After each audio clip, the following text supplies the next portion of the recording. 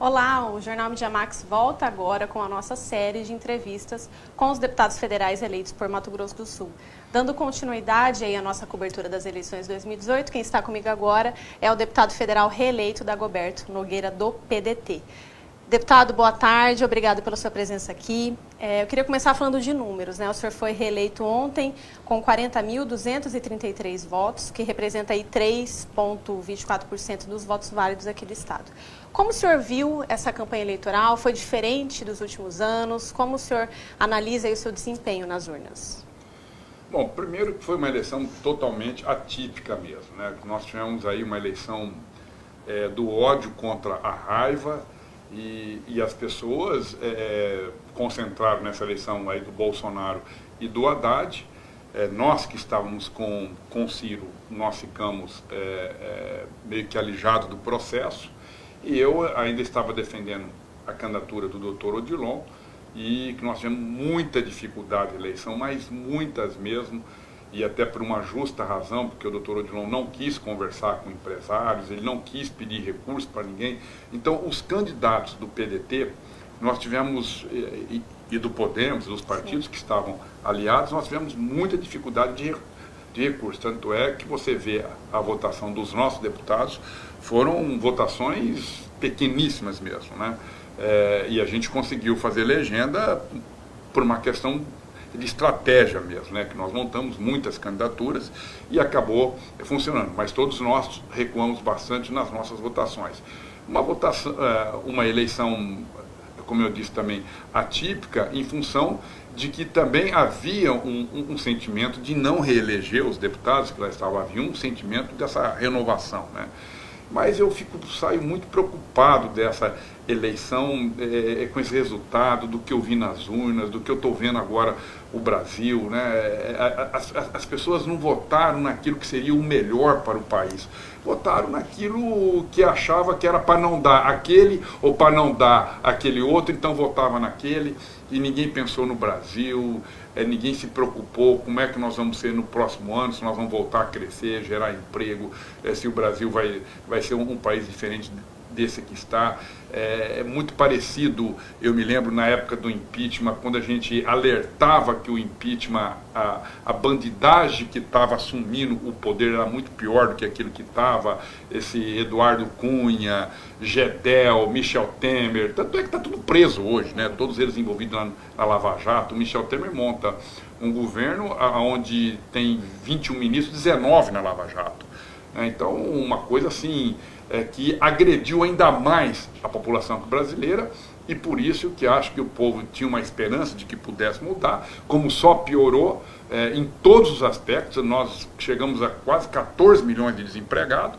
Então, tudo isso, a credibilidade do país internacional, o dólar, né, disparou, enfim, tudo deu errado.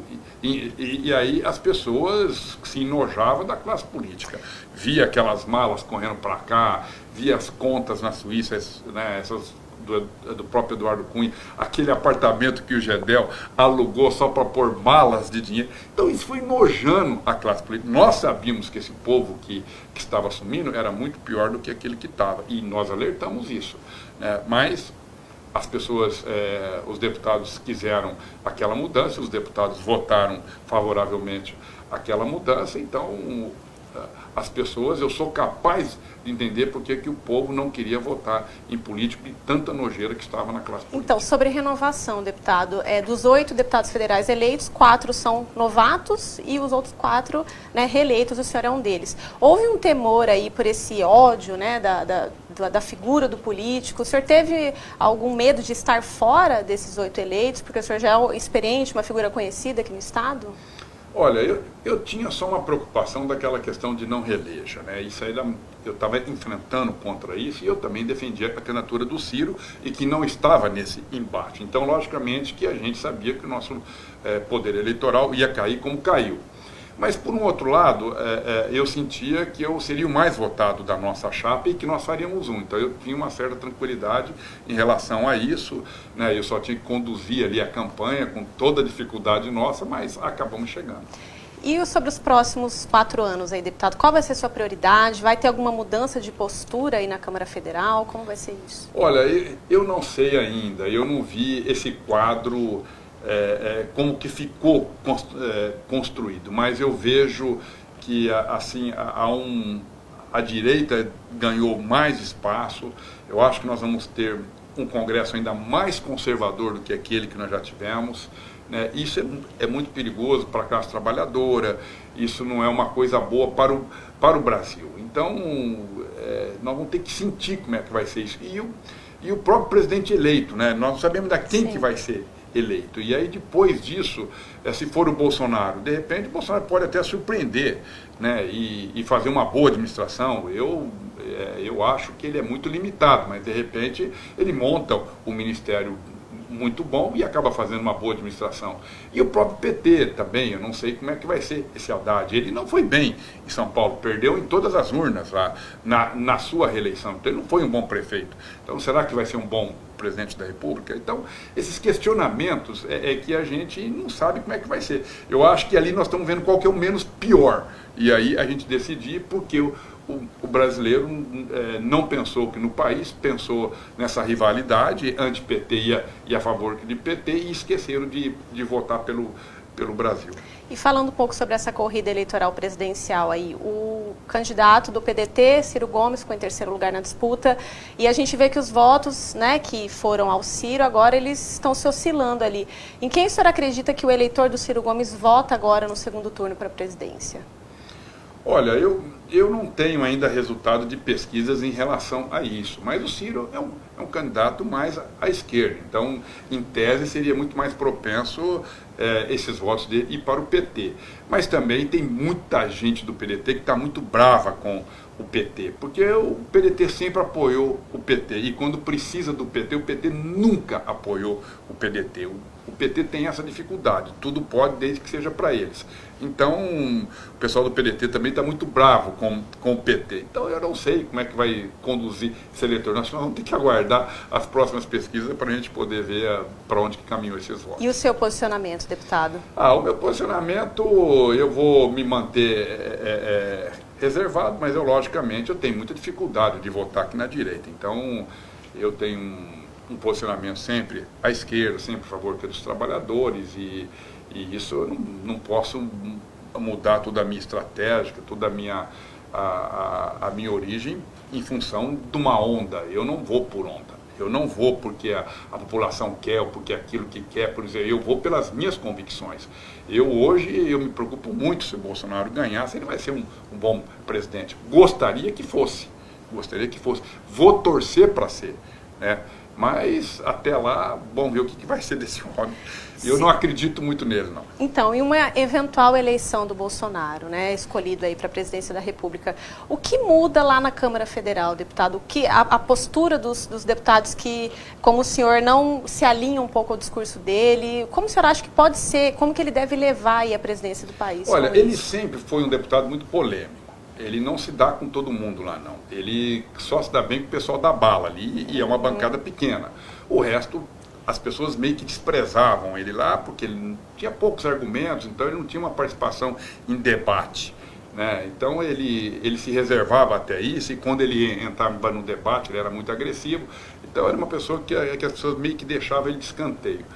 Mas eu não sei, de repente ele vira presidente do Brasil, eu tenho visto as falas dele, ele tem se portado um pouco melhor. Não sei se é por causa do período eleitoral, né?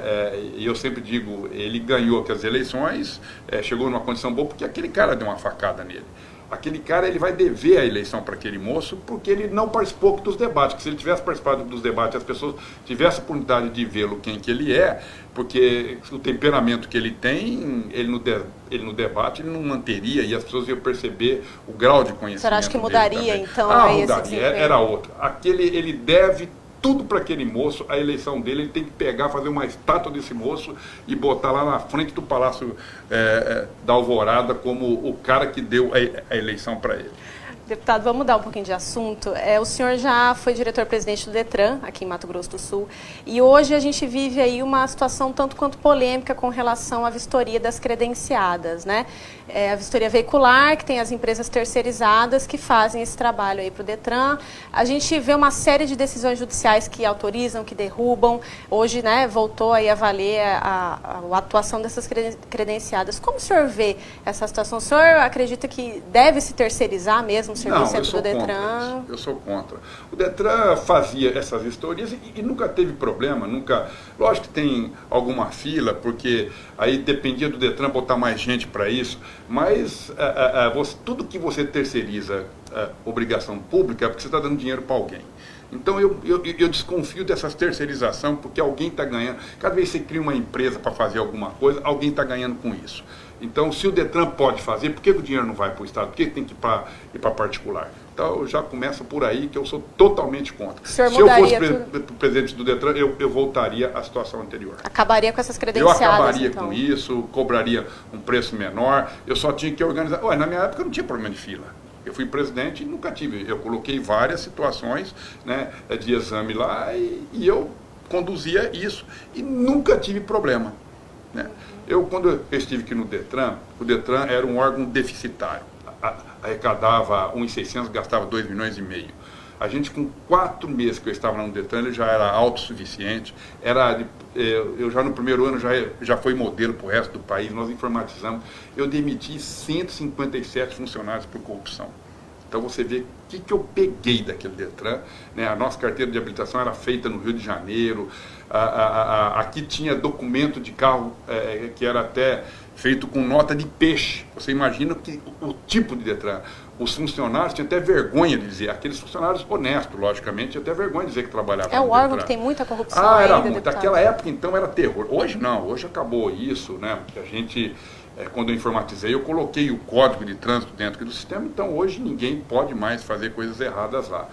E foi os últimos 3 anos que eu fiquei lá, eu ganhei como o melhor Detran desse país, 3 anos consecutivos, e sobrava tanto dinheiro que nós bancamos o programa Bolsa Escola do governo aqui do Zeca, ajudei todas as entidades, todas as escolas, fazia campanhas educativas, era uma forma de ajudar as entidades e escolas, porque me sobrava muito dinheiro, né? É só tocar bem. Agora, começar a terceirizar, começar a fazer essas coisas, ao invés de você dar o dinheiro para a administração pública, você está enriquecendo alguém com isso. Candidato, vamos falar um pouco sobre política regional. Ontem a gente viu aí que fomos para o segundo turno, né, para a disputa aqui no estado, Reinaldo Azambuja contra o Odilon, candidato do seu partido. Como o senhor analisou esse primeiro turno? O senhor acredita que, como o senhor se posiciona, né, eu acredito que o Odilon sendo do seu partido, o senhor se posiciona a ele, como que deve ser esse segundo turno, esse embate, o que muda, como a análise do senhor? Olha, eu tenho a impressão que as eleições daqui vai ser muito difícil você desgarrar da eleição nacional. E nós vamos ter ainda aquela disputa que eu falei de um contra o outro, essa rivalidade, esse ódio que está tendo nessa disputa que é muito ruim para o Brasil. Na minha avaliação, o doutor Odilon tem que ficar fora disso tudo. Ele tem que fazer a campanha dele. Porque na hora que ele pender para o Bolsonaro, ele perde os votos da esquerda. Quando ele perder para a esquerda, ele perde os votos do Bolsonaro. Ele tem que cuidar da eleição. E ficar em cima do muro, talvez? Não é em cima do muro, até porque ele não precisa. O candidato dele já foi derrotado e não está aqui na disputa. Ele não precisa ter candidato. Ele está disputando a eleição de governo do Estado e ele não tem candidato. Então ele tem voto de um lado e tem voto do outro. E se eu fosse era assim que eu conduziria para não precisar de descontentar, para não entrar nessa briga desse ódio que está tendo hoje. Como o senhor pode ajudar a angariar votos para o Odilon? O senhor vai percorrer o Estado? Como que vai ser a sua atuação nesse segundo turno? Olha, nós temos já uma reunião hoje de manhã já da executiva do partido e nós já traçamos algumas coisas. Agora nós estamos começando a montar esse segundo turno, porque é uma nova eleição. Agora não tem a figura dos candidatos a deputado estadual, deputado federal, senadores. Agora é governador contra governador. Então o tempo de televisão são iguais. E vão ter, parece-me que só 2 debates. Então, nós temos que cuidar disso. E se fizer bem isso, eu não tenho dúvida que ele pode chegar. Com relação aos apoios aí para o segundo turno, deputado, quais conversas já adiantaram? Onde o senhor acha que pode haver aí um apoio? Quem vai ficar com essa incumbência é o doutor Schmidt. Ele que vai coordenar toda a campanha. Logicamente, ele já vai procurar todos aqueles que que disputaram as eleições e que foram derrotados, e aqueles também que ganharam e que estão descontentes. Então, vai ter que juntar essas pessoas todas e começar a conversar para poder enfrentar as eleições. Isso eu acho que é um caminho natural também. Sim. E o Dr. Schmidt sabe fazer bem isso. E para finalizar, como que o senhor avalia o desempenho desses 4 anos do governo Reinaldo Azambuja, deputado? Olha, eu acho que o Reinaldo também, às vezes a gente critica muito, mas o Reinaldo pegou uma crise do inferno também, né? Administrar com a Dilma, que foi um desastre aqueles 2 primeiros anos dela mesmo, ela estava mal, errando na política econômica. Aí depois veio o desastre maior, que foi o governo do Michel Temer, né? Então, foi um momento muito difícil para o Brasil. A falta de recurso, os recursos federais mingou, os estados tiveram muita dificuldade, então eu sei que o Reinaldo administrou em crise só. Então, não sei como é que vai ser o ano que vem. Espero que o Brasil volte a crescer, melhore um pouco a situação do Brasil, porque quando melhora lá em cima, melhora para os estados e melhora para os municípios. Quando vai mal lá, vai mal para todo mundo. Então, é uma coisa que a gente tem que torcer para dar certo. Independentemente se der um ou se der outro, eu torço para dar certo. Tá certo, deputado. O senhor tem um minuto final aí para falar com seus eleitores. Olha, eu primeiro cumprimentá-lo por estar nos trazendo, todos os deputados federais, para estar conversando com as pessoas, ver o que a gente pensa, o que a gente espera aqui do Brasil. Eu vou continuar com a minha meta que sempre tive, defendendo os interesses do Brasil, os interesses do Mato Grosso do Sul, né, trazendo recursos, que aqui é um estado pobre, não adianta só o nosso posicionamento lá no Congresso Nacional, mas também é importante trazer recursos, e isso eu sei fazer. E vou ajudar os trabalhadores, isso aí eu sou do PDT, então eu não posso negar que minhas origens, né, e com muita honra, né, eu defendo as teses que o PDT defende, que é o trabalhismo, o nacionalismo, a educação. Então, com isso, vocês podem contar comigo que a gente vai estar lutando muito em favor dessas causas e, acima de tudo, como sempre estive, de mãos limpas. Tá certo, deputado, obrigada pela sua presença aqui. Nós do Jornal Mídia Max agradecemos. Lembrando que essa entrevista estará disponível na íntegra na nossa página do Facebook do Jornal Mídia Max e também no nosso canal no YouTube, o Mídia Max Play. Nós continuamos essa rodada de entrevistas com os deputados eleitos. Até mais.